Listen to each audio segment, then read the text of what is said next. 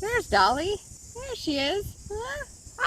Hey friends, it's me, your pal, your friend Kelly Zemnikas. Welcome to episode number 154 of It'll Be Fine. I'm so glad you are joining us once again today. It's a beautiful day here in Toronto, and I am just on my way home. I've bought the groceries. We're about to make a chocolate cake. It's always a good day for a chocolate cake, I think. And on today's show, I am baking up this delicious delight with the one and the only, the super funny Helen Park. Helen is coming to us from her kitchen all the way in San Francisco. We met through the way I've met many folks who have been on the show, through online comedy, and I'm so glad our paths have crossed. So Dolly, are you ready? Yeah, Dolly's ready. It's time for cake. It's gonna be fun. It'll be fine. It'll be fine.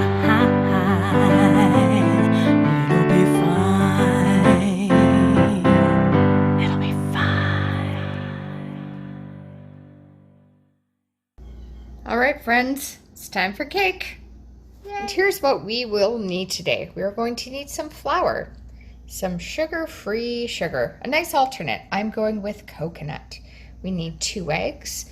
You're going to need some chocolate for this. Sugar-free is recommended, or you can do what I'm doing. I'm doing some dark chocolate with a bit of orange, should be nice, and I'm using my chocolate buttons. So I'm not going sugar-free, but I'm doing the best I can with what I have.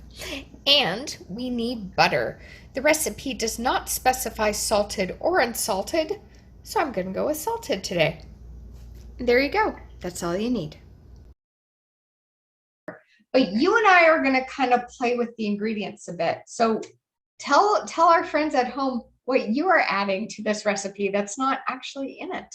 Yes, so the recipe calls for sugar and sugar alternative or sugar-free chocolate chips.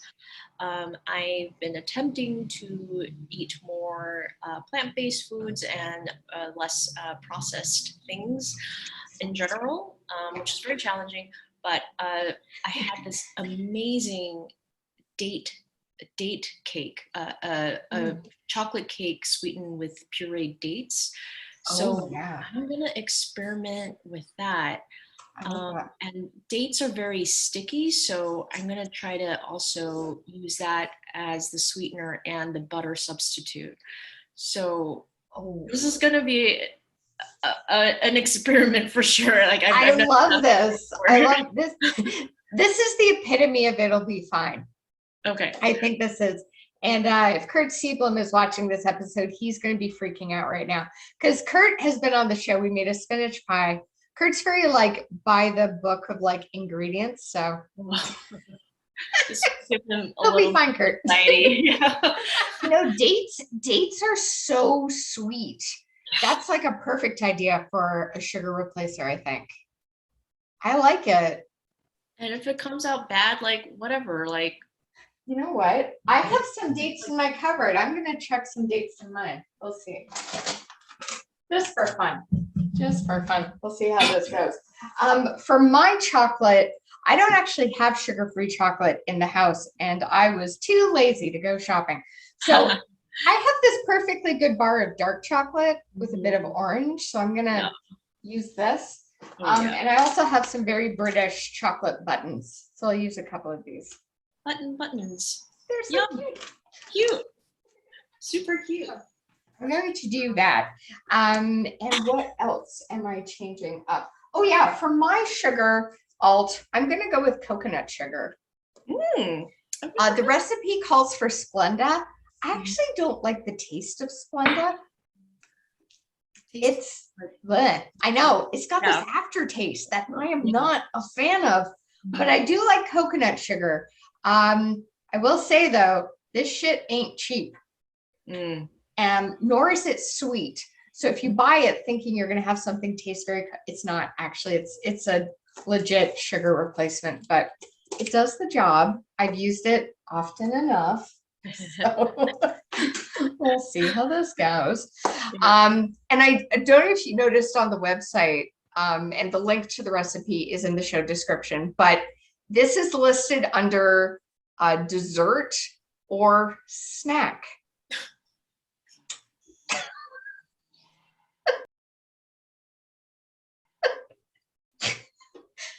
It's a solid snack, just a 9-inch cake pan.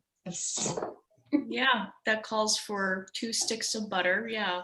Yeah, that's an average snack. Yeah. Yeah. In America, it is. Yep, that's for sure.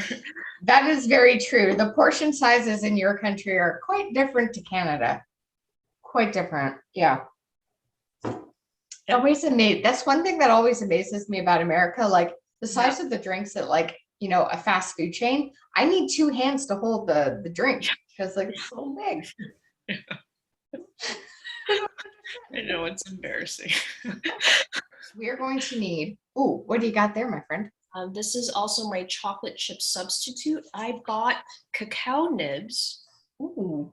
which are unprocessed chocolate, like little nutty things that are it's super bitter.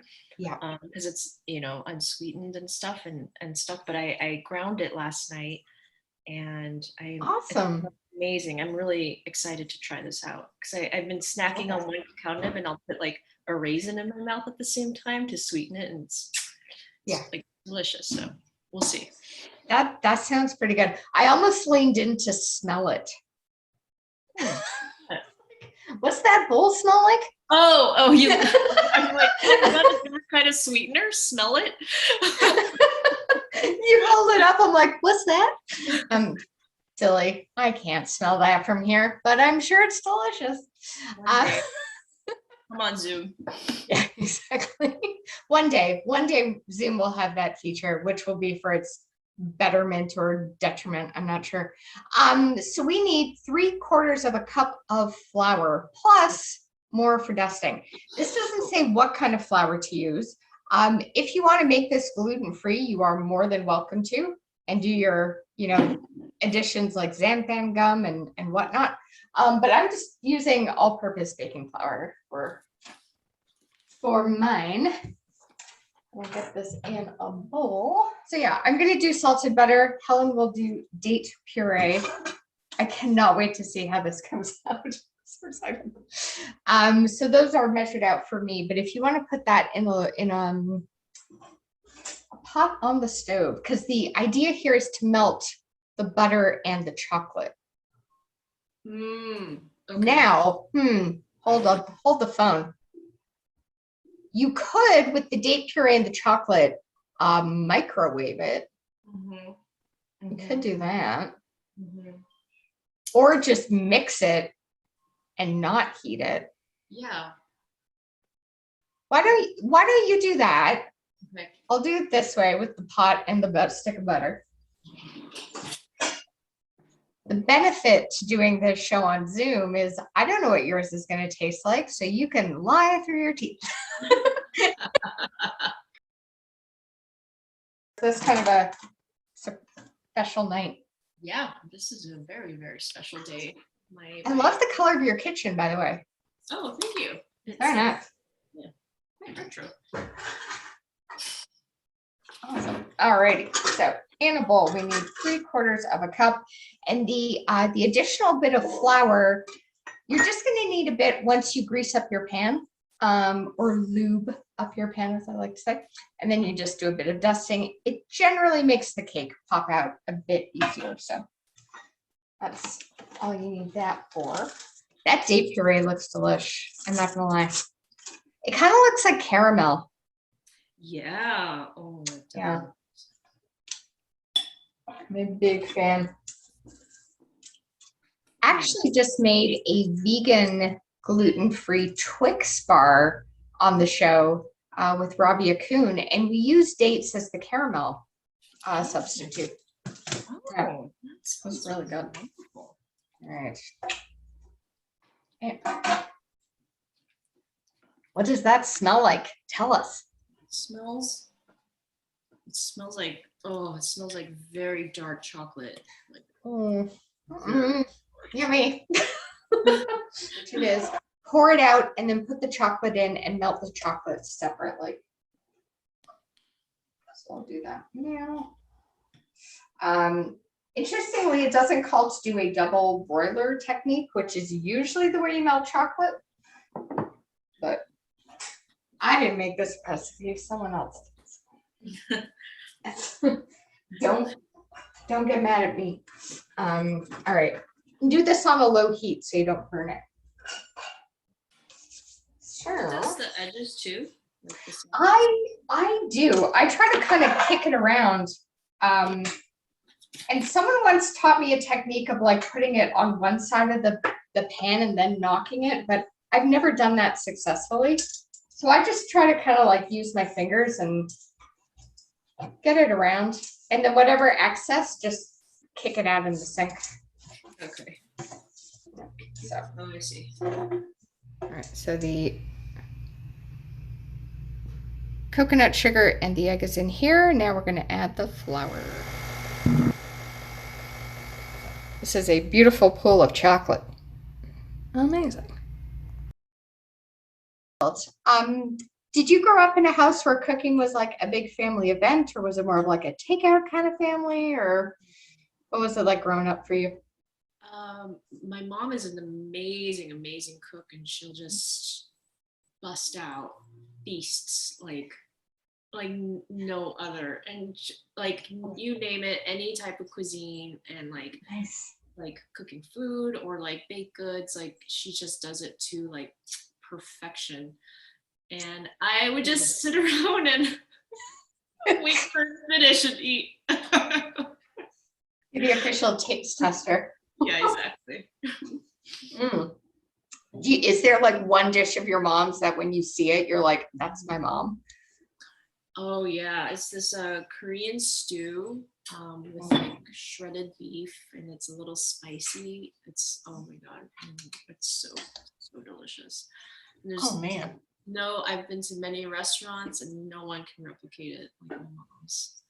Yeah, that sounds pretty damn good. And yeah, when you have that like dish that like a parent or a family member makes, you can never replicate it. Like, I don't know if your mom cooks this way, but does she do it in a way when she's making it of like not needing to read ingredients? Like she knows by feel like how much is needed or what?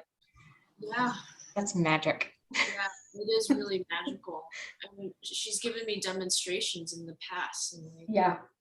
it's it's a lot of details. She's just like, look at the way this wilts, and like blah blah blah. I'm like, what? And then like, look at how much excess water comes out. You save that water and you mix it with like rice flour to do it for something else. And oh my god, it's she's the bomb. That's awesome. I love me a carrot cake with some tea. That is a good pick. That is my fella's favorite cake with some Earl Grey tea. Oh, really? It enjoys that. Oh, lovely. What would be my favorite? Yeah, what is your favorite? I posed the question, and do I have an answer for myself? I gotta say, I like a good vanilla cake. Just a plain French vanilla cake. Yeah. I also really like a solid French vanilla ice cream. Oh yeah, can't go wrong. Some may call that bland, but I think a good vanilla bean is pretty delish. I've not seen it, maybe. I did read the woman who wrote that book, though. I did read her book, Big Magic. I love that book. Elizabeth Gilbert, right? Yes. Yeah. Big Magic is a great book. Yeah. Amazing book. Yeah. And, that's like a whole podcast too. Yeah. So good. I loaned that book to somebody. I've been convinced it was my sister-in-law, but she doesn't know what I'm talking about. So if anyone watching this has my Big Magic book, please send it back. I would like it back. Look at this beauty. So good. Gorgeous. Ooh, look how dark that is. Yum, yum, Oh yum. my gosh. This is amazing. And I do have a few dates in here just based on Helen's awesome suggestion. So friends, all we need to do is pour this into our prepared pan, put it into an oven at 325 for approximately 25 minutes. But as I say on every episode, every oven on this planet is different. So your cake might need half an hour. It might need 15 minutes. It all depends on your oven. So use it as a suggestion. All right. Okay, let's pour this baby in. Oh my gosh. The chocolate bar that I used for this, the Lindt bar, also has some slivers of almonds in it. So I have an extra little bite waiting for me. So just show everyone here. That is what mine looks like. So good. All right. So yeah. I'll wait for you and then we'll get these in the oven. Just make sure Mine is looking quite dense. It is. Now that could mean maybe your cake won't bake as long. Maybe you'll need like 20 minutes. Okay. Possibly. So why don't we set our timers for like, let's go in between like 23 minutes in the oven and just see how it's doing. This does have a note of saying if your cake seems like it's baking too quickly, bump your heat down to 300 for the last 5 minutes. So I don't know. I guess this could be a speedy chocolate cake, which there we are. It's so nice. Ta-da! Oh. Ta-da. All right, let's put these in the oven.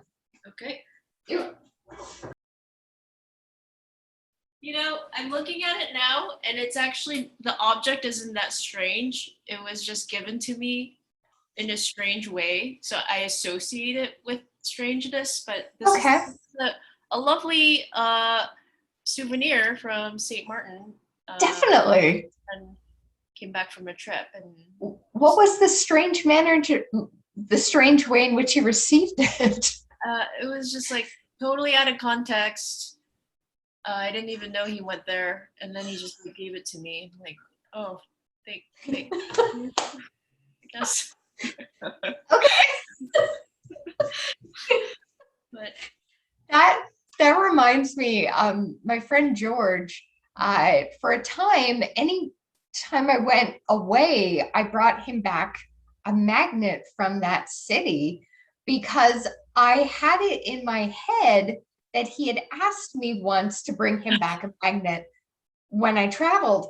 And I think after like the 6th magnet I gave him, he said, can I just ask why you keep doing this? Didn't you ask me to? Yeah, maybe I asked him to, and I don't remember. The first time I moved out on my own, my best friend in high school, Mike, got me a set of magnets. So I am now a lady in her 40s, and I got this when I was 18. Oh, wow. Yeah. Oh. It also came with a side pack of trailer park magnets, which included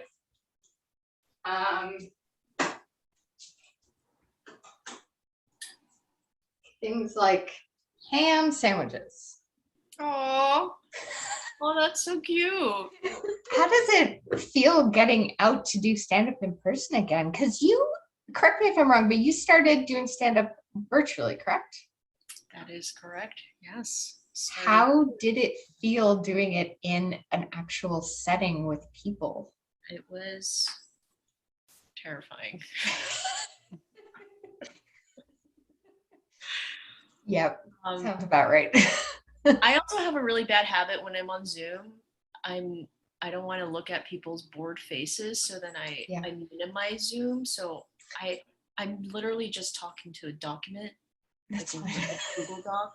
It's a really bad habit. So then, like doing an open mic in person, to my shock, you could see the whites of people's eyes, and they're like looking at you. Yeah. Like, why are you looking at me?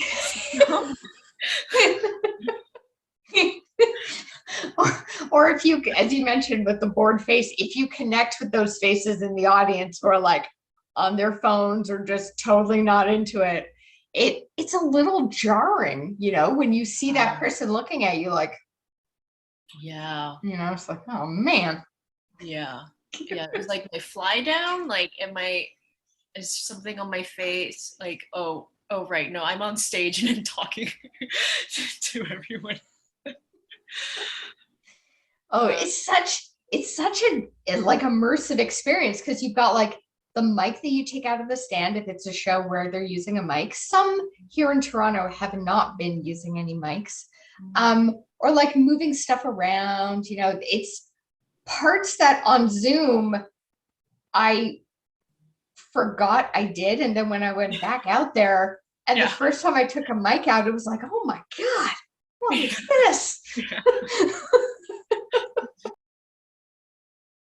From friends of like, oh, I could never do that. I'd be too scared.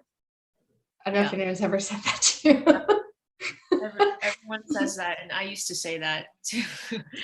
I used to say that all the time. Like, I got my start in comedy doing tech at comedy clubs. And I would look at the stand-up and be like, there is no way in hell I could do what you're doing. That looks terrifying. It doesn't erase the fact that we're still scared when we do it. I think the passion to do it just overrides the fear that we have. Because when you get that bug to do this, it's an itch that like you can't put out unless you go do a mic. So that's what I've loved about the online stuff, is that I've been able to keep scratching that itch. There's Helen's cake there. There's mine here. Lovely. Oh, that looks good. Oh gosh. Okay. Set this down. Bringing out my finest IKEA china. Please, yes. I too have my finest IKEA china. Ooh, lovely. Nice plate. Oh, good flip. There's mine. A little sliver. Lovely. She's beautiful. Divine. Okay. Yeah, and it baked up real nicely, like show the friends at home. Beautiful denseness to it. Very nice.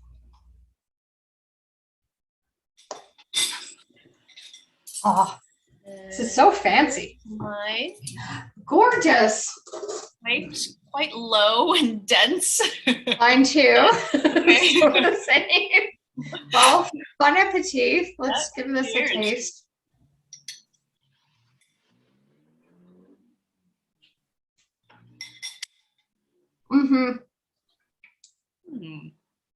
I like that a lot.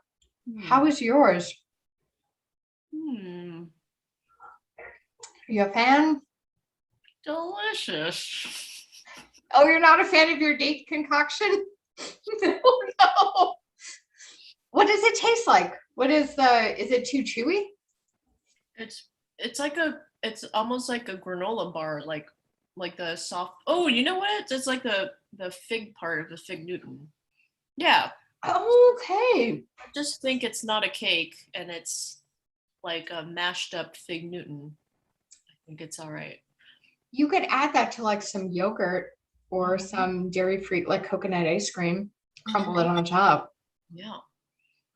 But what I did is delicious. This is really good. That looks amazing. That's Yours not all good stuff in it, so.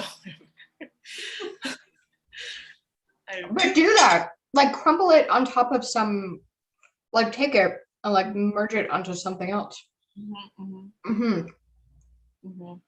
Because I know that I've definitely had fig Newtons and that inner filling part, so it kind of just tastes like that part.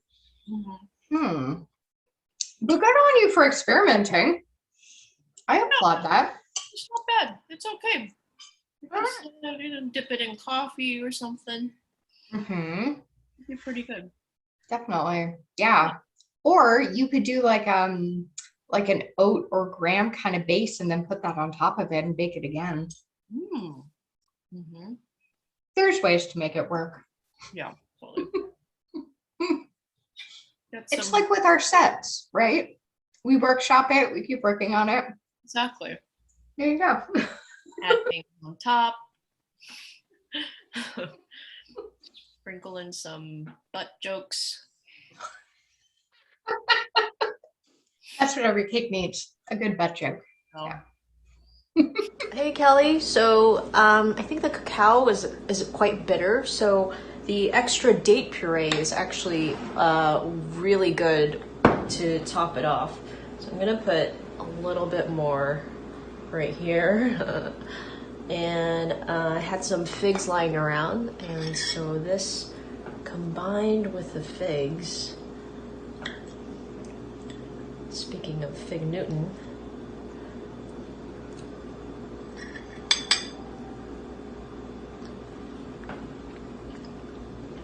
that's good. It'll be fine.